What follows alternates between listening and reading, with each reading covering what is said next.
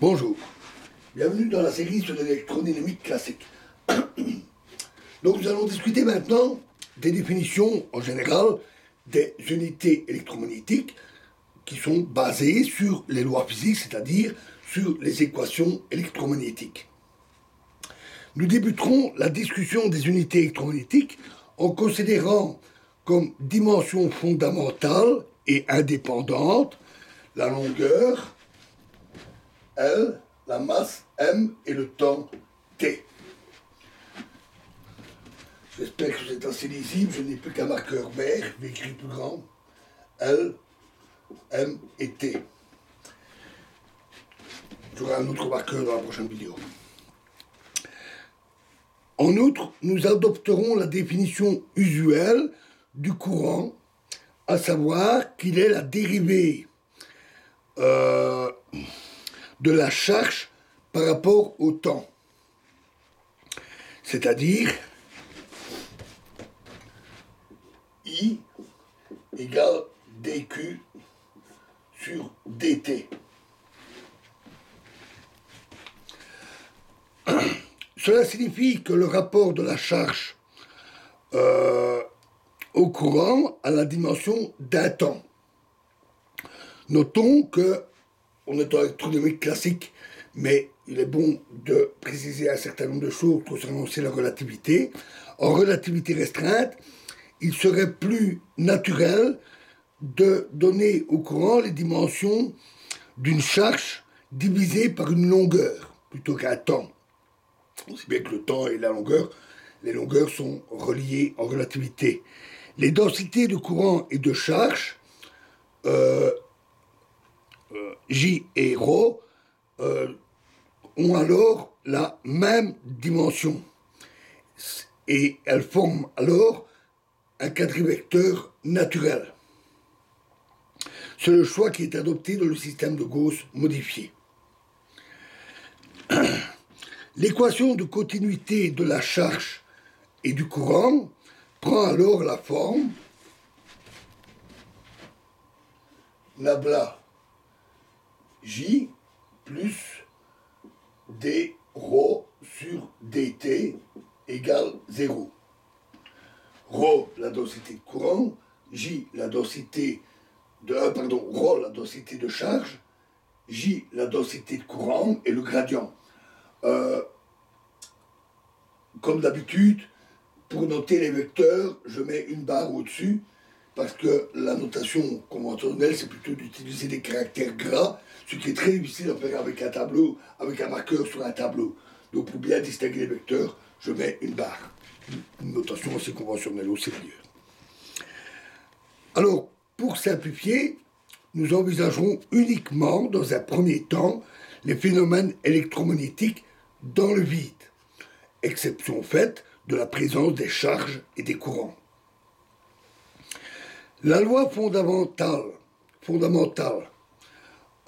gouvernant l'électrostatique est la loi de Coulomb, qui exprime la force entre deux charges électriques ponctuelles, Q et Q', séparées d'une distance R. Elle s'écrit symboliquement comme F1, la force entre les deux charges, égale K1 fois Q', Q' sur R carré.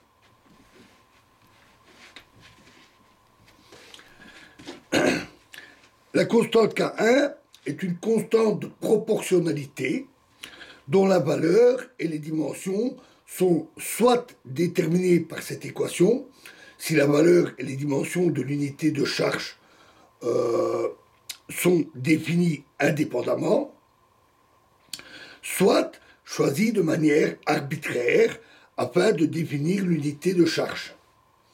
Ainsi, à ce stade, on peut simplement dire que le produit K1 Q', K1 Q' a les dimensions M, L cube, T exposant moins 2, qui viennent des unités de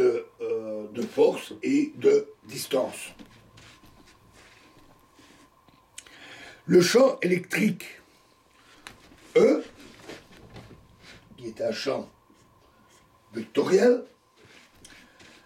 est une grandeur dérivée définie habituellement comme la force par unité de charge.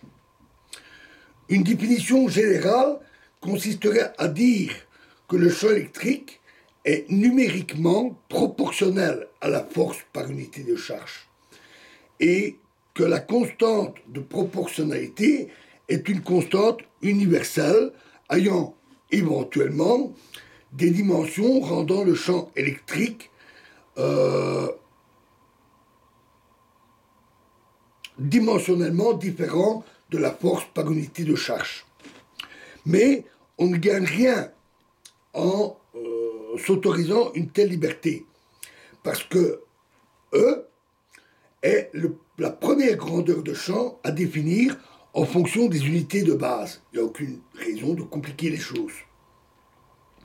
C'est seulement lorsqu'on définit d'autres grandeurs de champ qu'il peut s'avérer avantageux d'introduire des constantes de proportionnalité différentes de nombres purs, afin d'ajuster les dimensions et la valeur de ces grandeurs par rapport au champ électrique.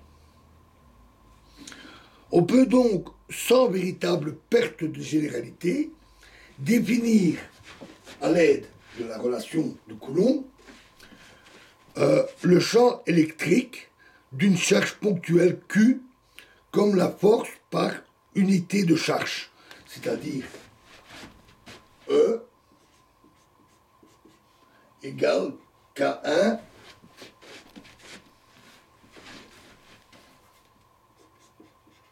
Q sur R carré.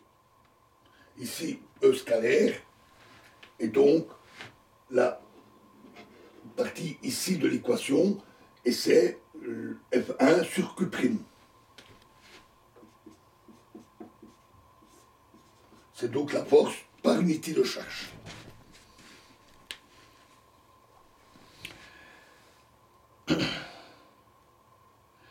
Dans tous les systèmes d'unités que je connais, quasiment tous ceux qu'on rencontre, ou tous ceux qu'on rencontre, il y en a peut-être des rares, tous ces systèmes d'unités utilisent cette définition du champ électrique. Voilà, et nous verrons la suite dans la prochaine vidéo avec un marqueur un petit peu plus foncé. Je vous remercie, parce que là c'est presque invisible, hein, désolé.